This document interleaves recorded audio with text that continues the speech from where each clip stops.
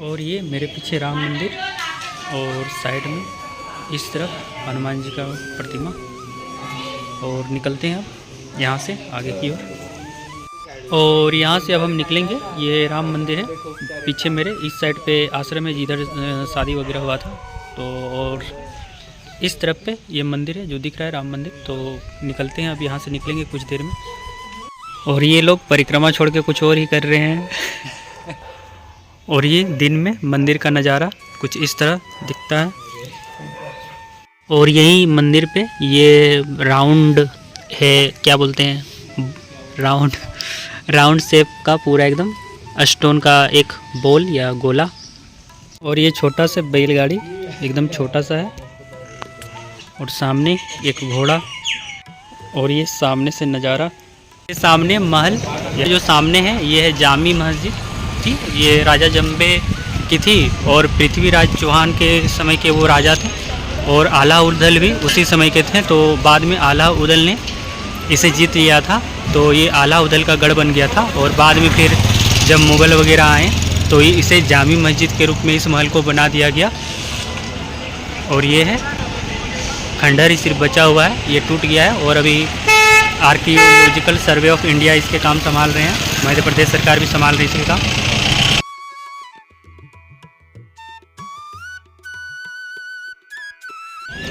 और इसे जो है वो होसन शाह ने स्टार्ट किया था बनवाना, और मतलब कि इसको मस्जिद में बनवाना। और वही फिर खिलजी ने इसको पूरा मस्जिद का रूप दिया था, इसे पूर्णतया मस्जिद के रूप में बदल दिया था, इसे मस्जिद बना दिया था। और ठीक अपोजिट में, जामी मस्जिद के अपोजिट में भी एक महल है, ये खंडहर जिसका बचा हुआ है इस महल का भी। और कल जो फुरतानी इमली के पौधे दिखाए थे, तो ये रहा फुरतानी इमली। देना।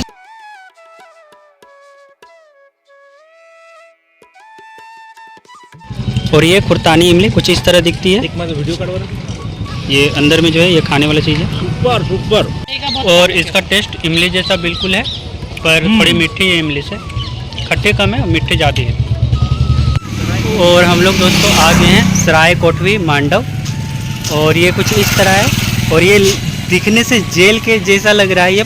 और दोस्तों अभी पता चला है कि ये दरियाब खान का मकबरा था, लेकिन ये टूट चुका है। इसके पीछे का भाग, आगे का भाग टूट चुका है। इसमें अभी जो मकबरे के नाम पे इतना ही बचा हुआ है, ये इतना दूर तक, ये जो 9 कच्छ है, इसके छोटे छोटे जो बाकी का जो भाग था, उत्तरी भाग, वो टूट चुका है। और ये जो छोटे छोटे आयताकार 9 कक्ष है, ये मेहराब द्वार हैं। और इसे काले पत्थर और चूने के से बनाया गया है। स्मारक जो सामने दिख रहा है ये 15वीं और 16वीं शताब्दी का स्मारक है। और ये अंदर से एक नज़ारा इस तरह से, इसका जो कच्छ है बना हुआ है कुछ इस तरह से कच्छ।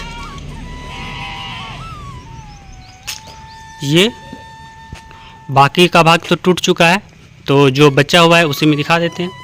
ये कुछ इस तरह से कच्छ है, बाकी सारे कच्छ सेम ही हैं। और अभी हमने थोड़ी देर पहले जो इमली खाई थी, ये इमली खुरतानी इमली। और सामने ये इसका पेड़ है खुरतानी इमली का, ये जो दिख रहा है सामने पेड़ है बिना पत्तों का ये। और इस पे इमलियाँ भी लगी हैं, साइड में जो पेड़ है उस पर इमलियाँ भी लगी है। और ये जो है ये दूसरे देश से आया था आक्रमणकारियों द्वारा, वो खुरतान प्रोविंस से आया था, खुरासन प्रोविंस बोल रहे हैं या खुरतान प्रोविंस बोल रहे हैं, तो इसलिए इसका नाम खुरतानी इमली भी पड़ा हुआ है। और ये यहीं पे पाया जा रहा है मांडवगढ़ में। मांडवगढ़ के बाहर अगर निकल जाएं तो फिर ये नहीं मिलती है। ये कुछ इस तरह से पेड़ है बिना पत्तों का। और ये सामने जो ऐतिहासिक धरोहर दिख रही है, ये एक मकबरा है जो दरिया खान का है। और ये आर्कियोलॉजिकल सर्वे ऑफ इंडिया के अंतर्गत आता है, मध्य प्रदेश सरकार के अंतर्गत आता है ये। और सामने एक कुंड है, एक तालाब है, और बीच में एक छोटा सा पार्क है। इस तालाब बोल लीजिए या कुंड बोल लीजिए, इसके बीच में। और आई लव मांडू लिखा हुआ है वहाँ पे। और यहाँ पे लिखा हुआ है आई लव मांडव। और ये माता दुर्गेश्वरी धाम पेगोडा है, अंदर में माता दुर्गा का एक प्रतिमा और मंदिर भी है। इससे ये पूरा तालाब है और बीच में एक छोटा सा टापू सा है। ये पूरा बड़ा सा तालाब या बड़ा सा झील बोल लें। पहाड़ों के आगे। और ये रहा बगल से रास्ता, और इसमें हम लोग आगे रेवा कुंड की ओर जा रहे हैं। और ये रहा थोड़ी आगे झील के मतलब थोड़ी आगे से दूसरी ओर से माता के मंदिर का नज़ारा, माता दुर्गेश्वरी धाम पेगोड़ा का नज़ारा। और ये सामने झील तालाब, और इसके बगल में यहाँ का एक फेमस रिजॉर्ट है हमने ठीक ये रहा जहाज महल रिजॉर्ट। ये यात्रियों के लिए जो बाहर से आते हैं या इंडियन यात्रियों के लिए एक फेमस रिजॉर्ट है यहाँ पे। और ये सड़क के किनारे ऐसे ऐसे बहुत सारे महल हैं जिनमें अधिकतर से ज़्यादा अधिकतर मकबरे ही हैं। और सड़क के किनारे ऐसे ऐसे बहुत महल मिल जाएंगे जिनमें से अधिकतर किसी राजा के मकबरे ही हैं, किसी राजा सुल्तान के या उनकी रानियाँ या उनकी फेवरेट दासी वगैरह, उनके महल या उनके मकबरे अधिकतर यही हैं यहाँ पे जो रोड के किनारे से दिख रहे हैं। ये वो मकबरा जो यहाँ से थोड़ा सा अच्छा दिख रहा है, और इसके बाजू में भी एक गुलाबी मकबरा है जो पेड़ पौधों के कारण छुप जा रहा है, वो मैं आपको थोड़ी आगे चल के दिखा दूंगा।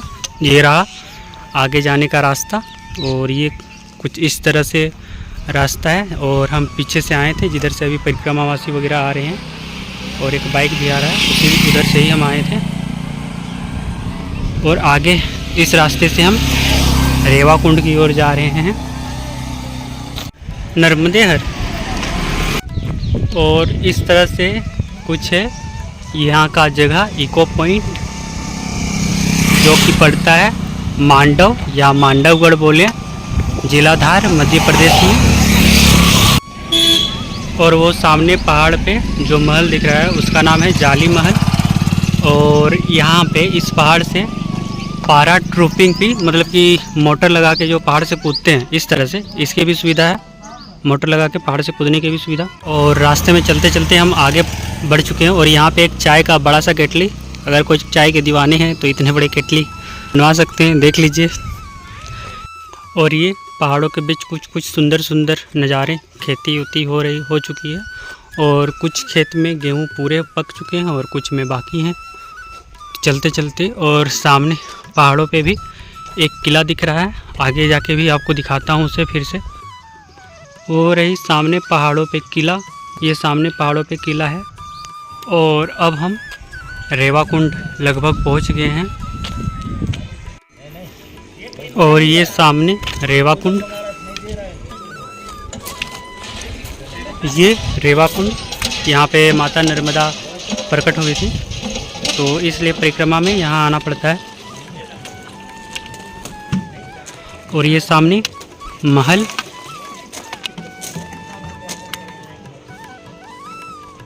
और वहाँ पे परिक्रमावासी नाश्ता चाय पानी का पीते हुए। ये रहा महल जो कि अब खंडहर में बदल चुका है। किसी समय यहाँ पे राजा रानी रहती थी। ये महल जो है ये रानी रूपमती का महल का एक हिस्सा है। सुल्तान बाज बहादुर या राजा बाज बहादुर उस समय मालवा के राजा थे, और उसका राजधानी यहीं पड़ती थी मांडव या मांडवगढ़। और अकबर के साथ आक्रमण हुआ था, अकबर ने अपना सेनापति को भेजा था यहाँ पे मालवा पे हमला करने के लिए, और इस युद्ध में अकबर विजयी हो गया था, और रानी और जो राजा थे दोनों ने अपनी आत्महत्या कर ली थी। दोनों ने, रानी रूपमती भी और राजा बाज बहादुर भी। बाद में पहले रानी रूपमती ने आत्महत्या किया, बाद में फिर बाज बहादुर ने भी आत्महत्या कर ली थी। और ये ठीक सामने रेवा कुंड है ये। अब महल के अंदर चलते हैं और अंदर से दर्शन करवाते हैं। ये रहा महल, महल कुछ इस तरह था। ये बात है दोस्तों 1500 कुछ ईस्वी की, जब इस महल पे आपको राजा रानी मिलते होंगे, दास दासिया मिलते होंगे, जैसे एक यहाँ पे खड़ा हुआ है इसी तरह दास दासिया भी रहते होंगे। ये कुछ महल है, रानी रूपमती का महल का ही हिस्सा है ये, बहुत सारे महलों में एक। या फिर हम बोल दें कि मालवा के जो सुल्तान थे उस समय के बाज बहादुर, ये अकबर के समकालीन थे, उनका महल कुछ इस तरह। और ऊपर की नक्काशियाँ दिख नहीं रही क्योंकि अंधेरा वगैरह है। कहीं कहीं पे नक्काशियाँ हैं, कहीं कहीं पे ये खंडहर के रूप में बदल चुका है ये महल अब। और ये रेवा कुंड है। रेवा कुंड एक छोटा सा कुंड है और कुछ खास नहीं। और सामने है रानी रूपमती का महल, और इस तरफ भी रानी रूपमती का महल है। कुंड के इस तरफ भी ये जो महल है ये भी रानी रूपमती का ही महल है, जो टूट चुका है बहुत सारा, और वो कुछ थोड़ा बढ़िया कंडीशन में है। और कुछ इस तरह है रेवा कुंड, कुछ इस तरह से रेवा कुंड। और रेवा कुंड से सामने यहाँ पे हम लोग आ गए एक छोटी सी पहाड़ी जहाँ पे भगवान शिव का एक मंदिर है। ये वही पेड़ है, पेड़ आप पहचान रहे हैं, वो इमली का पेड़, पुरानी इमली। और ये बाबा जी नर्मदे हर बाबा जी प्रणाम। और ये उनका आश्रम, ये बाबा मोहन है, मोनी बाबा है। ये आश्रम रहा मोनी बाबा का। और अगर कोई दान करना चाहते हैं तो यहाँ दान कर सकते हैं।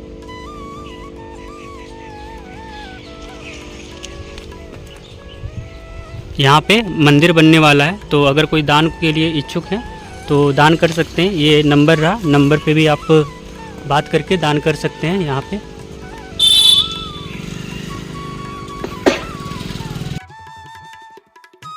और दान दीजिए यहाँ पे, ताकि यहाँ पे जो मंदिर बने वो भी भव्य बन सके। धन्यवाद नर्मदे हर। और हमें मोनी बाबा से पता चला है, जो उस पहाड़ पे रहते थे, उनसे पता चला है कि जो कुंड को दाहिने हाथ पे रख के आगे की ओर बढ़ना है, मतलब कि सीधा सीधा उस महल से फिर आगे की ओर अब जाना है। तो चलते हैं। और ये सामने मालवा के राजा बाज बहादुर या रानी रूपमती दोनों पति पत्नी थे, तो दोनों का ही महल। और ये महल का सीमा यहाँ से जो दीवार दिख रही है, दीवार के अंदर भी महल है।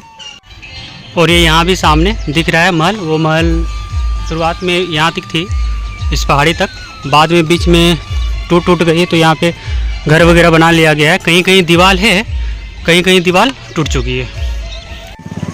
और ये रहा रानी रूपमती का महल, जिसकी दीवारें काफ़ी लंबी थी, मतलब कि पहले ये महल और भी लंबा था, बाद में तो धीरे धीरे टूट गया। और महल के ठीक सामने एक लोहे का आर्किटेक्चर जो देखने में अच्छा लग रहा है, आर्किटेक्चर। और सामने खेत और सामने पहाड़। और हम आ गए हैं किले के पीछे की ओर, ये रानी का किला और उसके पीछे की ओर। और आगे का रास्ता पहाड़ से उतरने का है। और धुंध में सामने तो नहीं दिख रही होगी, किनारे किनारे पे वो जो तालाब वगैरह नहीं दिख रही होगी। सामने से उतरेंगे फिर हम लोग। और ये किले की दीवार है जो टूटी हुई है, किले का एक छोटा सा गुंबज दिख रहा होगा। और ये पूरा बॉर्डर से घिरा हुआ है अभी के समय भारत सरकार के द्वारा। ये किला है और यहाँ पे जो है पहाड़ी ख़त्म हो जाती है। और किले की दीवार आगे भी थी लेकिन टूट गई है, वो बहुत पुरानी बात है, तो टूट चुकी है, लगभग 400-500 साल पुरानी बात है ना। तो समय के साथ बहुत कुछ बचता है, बहुत कुछ टूट जाता है। अब यहाँ भी सामने देखिए किले की छोटी सी दीवार दिख रही होगी सामने। और ये रहा, हम लोग पहाड़ से नीचे उतरेंगे। और ये रहा एक छोटा सा नज़ारा जो दिख रहा होगा, पूरा का पूरा मांडव से नीचे पहाड़ी, ये मांडवगढ़ या मांडव दोनों नाम है यहाँ का। और यहाँ से सामने का सामने पूरा का पूरा दूर दूर तक नज़ारा दिख रहा है, आसपास के नज़ारे। और किले के किनारे किनारे ये रही परिक्रमा वालों की रास्ता यहाँ से। और दूर पे आगे दूर पे कुछ लोग बैठे हैं, सामने आपको थोड़ा सा दिख रहा होगा जूम करने पे, ये जो लोग हैं। वहीं से फिर आगे की रास्ता पहाड़ों से नीचे की ओर हो जाती है, नीचे से। तो चलते हैं फिर नीचे से, फिर आश्रम को जाना है। और शाम लगभग हो ही चुकी है, तो इन पहाड़ों पे डर नहीं है जंगली जानवरों का, तो आराम से नीचे उतर भी जाएंगे। शाम हो भी गई तो कोई दिक्कत नहीं। और ये कुछ इस तरह से पहाड़ों पे रास्ता है जिस पे परिक्रमावासी पीछे से आ रहे हैं। और ये रास्ता फिर इस ओर होते हुए इस ओर पहाड़ों से फिर नीचे वो उतरेंगे। एरो का निशान भी नीचे की ओर है, तो नीचे उतरना है। और कुछ इस तरह से रास्ता होते हैं पहाड़ों पे। कुछ इनमें अगर गलतियाँ हुई, पैर वगैरह फिसला, तो आप सीधे नीचे चले जाएंगे पहाड़ से। और ये सामने का सामने पूरा का पूरा बस्ती है, दूर दूर में सामने सामने किनारे किनारे, और खेती बाड़ी भी किए हुए हैं किसान सब। और लेकिन पहाड़ का रास्ता यहीं नीचे से उतर के फिर वहीं जाना है, गांव पे ही। और कुछ इस तरह से हैं पहाड़ के रास्ते, उबड़ खाबड़। और पैर वगैरह स्लिप किया तो पत्थरों पे या तो पैर पे चोट लगेगी या तो माथे पे चोट लगेगी। चोट तो लगना तय है ही। तो चोट लगने से अच्छा है कि इन पहाड़ों पे सावधानी के साथ चला जाए, नहीं तो ये सब जैसे पत्थर वगैरह हैं ये सब छटकते हैं। ये सब पत्थर जैसे हैं ये सब छटक जाते हैं। तो अगर छटके ये सब पत्थर अगर छटक जाएं तो पैर क्या होता है, स्लिप होके आप नीचे गिर जाएंगे और चोट लग जाएगी। तो सावधानी बहुत ज़रूरी है पहाड़ों पे चलने के लिए, खासकर इन पहाड़ों के लिए, क्योंकि ये टेम्पररी हैं। कभी रास्ता इधर से हो जाएगा, कभी रास्ता दूसरी तरफ से हो जाएगा। और सामने से उधर से परिक्रमावासी आ रहे हैं, वहाँ से सामने से वो पहाड़ के ऊपर से देखिए परिक्रमावासी आ रहे हैं। और परिक्रमावासी आ रहे हैं पहाड़ों से आराम से उतरते हुए। और पहाड़ जो है अभी और भी नीचे है और लंबा है, वो नीचे आपको दिख रहे हुए गांव वगैरह, तो अभी और नीचे उतरना है। और दोस्तों पहाड़ों पे एक पेड़ पे इस तरह से माँ नर्मदा परिक्रमा पथ का बोर्ड है, तो आप पहाड़ों से कोई आएंगे तो पहाड़ों से कूदिएगा नहीं, जिस तरह से लिखा गया उसी तरह से रास्ता का पालन करते हुए आगे की ओर बढ़िएगा, नहीं तो फिर हाथ पैर में चोट लग जाएगा। अगर आप अपने से रास्ता बनाने का कोशिश करें इधर उधर गए तो चोट लग सकती है। और हम अभी इस तरफ से पहाड़ के ऊपर से आए हुए हैं और नीचे की ओर जा रहे हैं। ये रहे 2 परिक्रमावासी जो आगे चल रहे हैं। और अब हम पहाड़ से नीचे उतर चुके हैं और लगभग शाम हो गई है। ये रहा सूरज, लगभग शाम हो गई है इधर, और सही सलामत आ गए हैं। ये लड़का पहाड़ से थोड़ा सा स्लिप किया, गिरते गिरते बच्चा, लेकिन ये लड़का जो है वो गिर गया। तो सावधानी पूर्वक चलना पड़ता है। और लगभग उतर चुके हैं, अब चलते हैं अब आगे।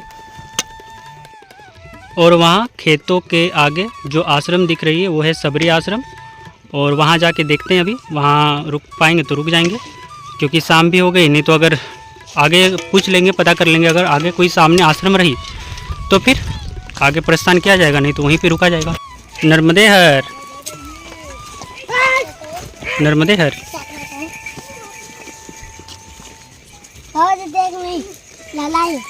लो ठीक, नर्मदे हर।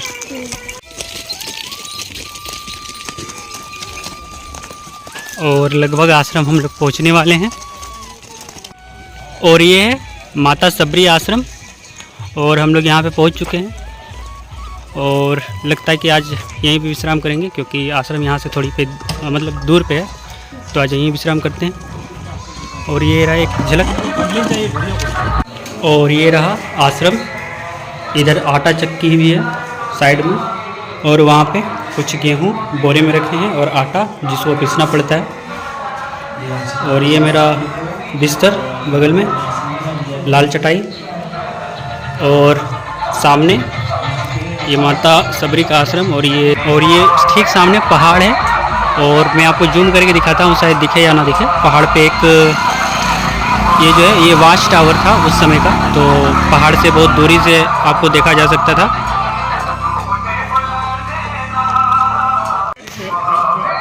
और हम लोग अभी उसी पहाड़ से आए हैं, वो है रानी रूपमती या फिर राजा बाज बहादुर बोला जाए, उन दोनों का महल था। और वहाँ से हम लोग अभी नीचे इस आश्रम पे आए हैं पहाड़ ख़त्म होने के बाद।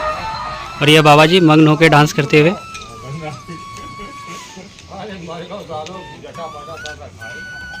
नर्मदे हर।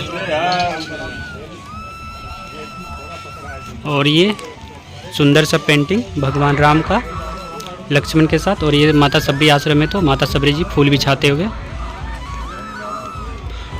और ये भगवान श्री रामचंद्र और लक्ष्मण जी के साथ माता सबरी के आश्रम में आते हुए, यही वो दृश्य कैद किया गया है यहाँ पे।